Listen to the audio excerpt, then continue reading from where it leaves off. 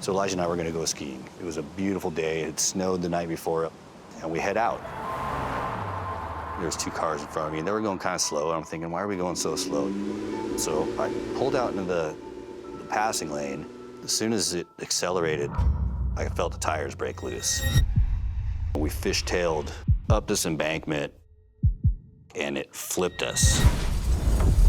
A rollover accident at 60 miles an hour. Probably should have died. We got married in 2010. We were young, and we just partied a lot. Drinking. That was a coping mechanism for me, for sure. Growing up, there was both alcoholism and drug abuse issues in my family. I was into a lot of drinking. I was doing some drugs. It was a rough time growing up. I specifically remember it's on his minivan. I think they were the same sticker, but it was a cross, and it was something about sobriety and a cross, and it was just like, I wonder what that's all about. You know, I wonder what being sober and believing in God is all about. But that curiosity has kind of always been there. We didn't go to church, but always believing there was a God, but just having no direction in what that looked like. Stephen told me, I don't think I ever want to drink again. And I was like, whoa, really? And he said, you know, we know what the last 20 years has been like drinking. Like, what would the next 20 be like if we didn't? There was a lot of, it was just hugely dysfunctional right at home growing up. And there were certain things that I knew I didn't want to repeat. So everything kind of started to turn then. January 9th, 2021. Elijah and Stephen left to go skiing. I had an appointment that day, so I couldn't go. It was probably around 7 o'clock in the morning, and my phone rings. And it was Stephen, and he says, don't panic, the truck is totaled.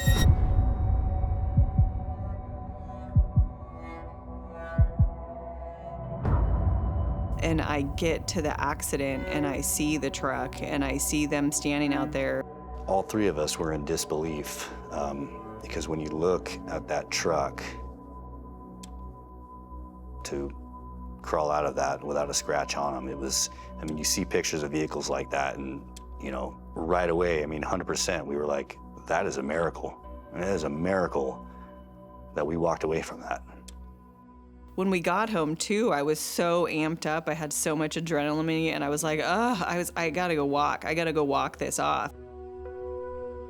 I remember walking over to the footbridge just a couple blocks down and just staring out at the river and thinking, did my husband and son just die in an accident and I made up a whole story in my head because I can't deal with it? Like, it was just, how are they okay? I don't understand.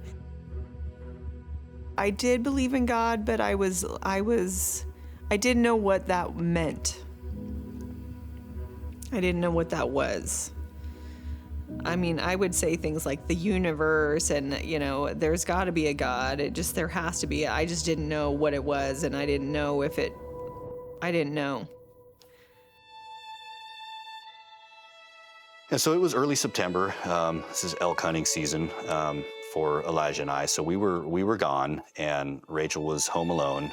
And she's just very in a dark place. Betsy was a client of mine.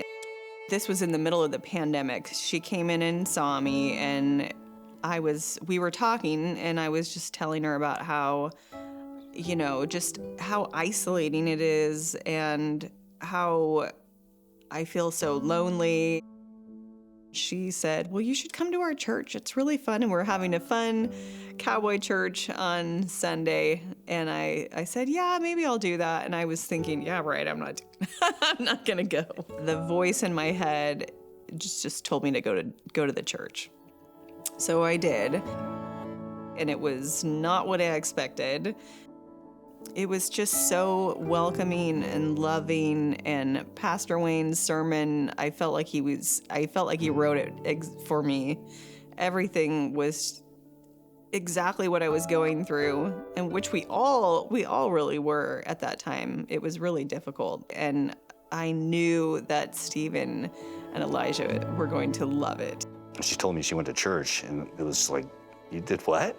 You know, you went to church?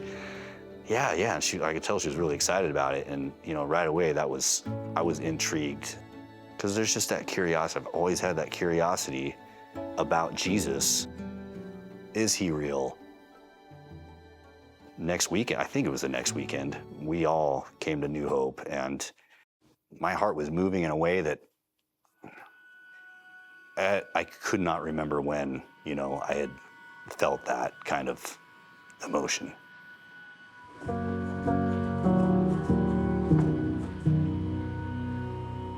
If you would have asked me 4 years ago if I would be going to church, doing what we're doing now, I would have laughed.